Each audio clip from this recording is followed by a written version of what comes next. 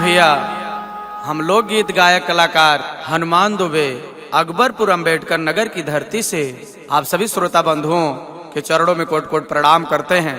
आप सभी के बीच में एक प्यारा सा निर्गुण गीत लेकर आए हैं।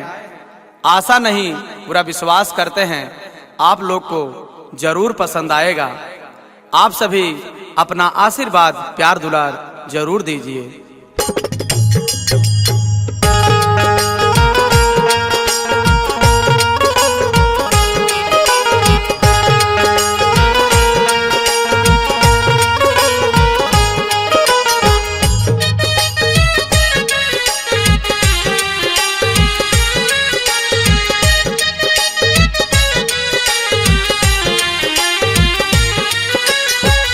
गंगा जमुना के तानो नहैबा, गंगा जमुना के तानो नहैबा, मन के मैलिया छूटी है न भाई, मन के मैलिया छूटी है न भाई। गंगा जमुना के तानो नहैबा, गंगा जमुना के तानो नहैबा, मन के मैलिया छुट्टी है न भाई, मन के मैलिया छुट्टी है न भाई।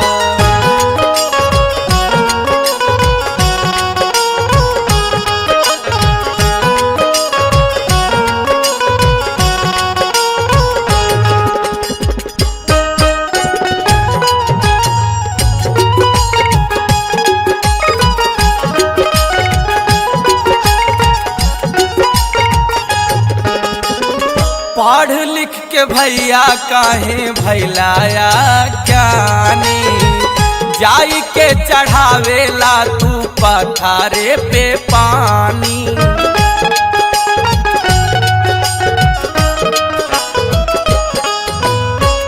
पढ़ लिख के भैया काहे भैलाया ज्ञानी, जाई के चढ़ावेला तू पथरे पे पानी।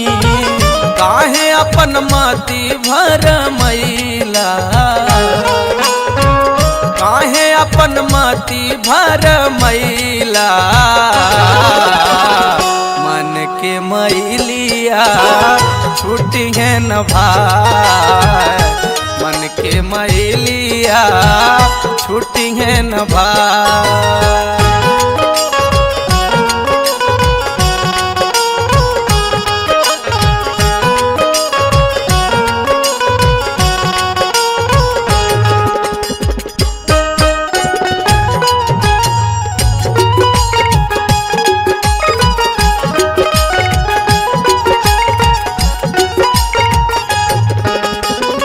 माटी के मूर्तिया में खोजला भगवान के, कादर नाही कैला का भोजियते इंसान के।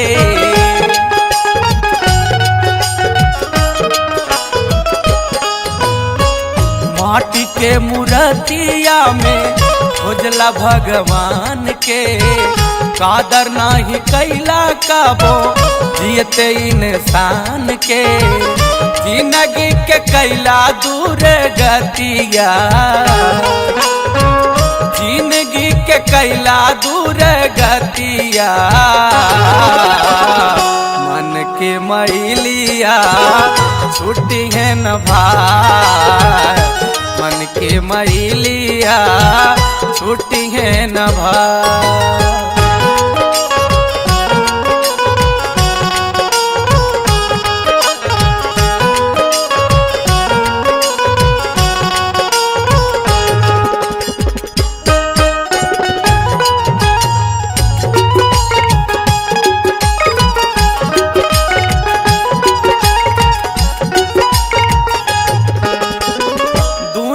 में प्रेम बाटा करा भाईचारा, लिख ले गीतिया के श्याम जी दुलारा।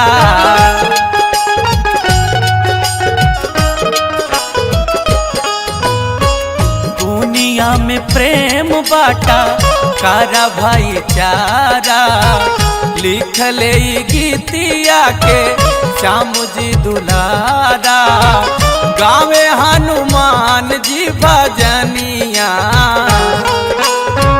लिखे श्याम हिटलर जी भजनिया, मन के मैलिया छुट्टी है न भाई, मन के मैलिया छुट्टी है न भाई।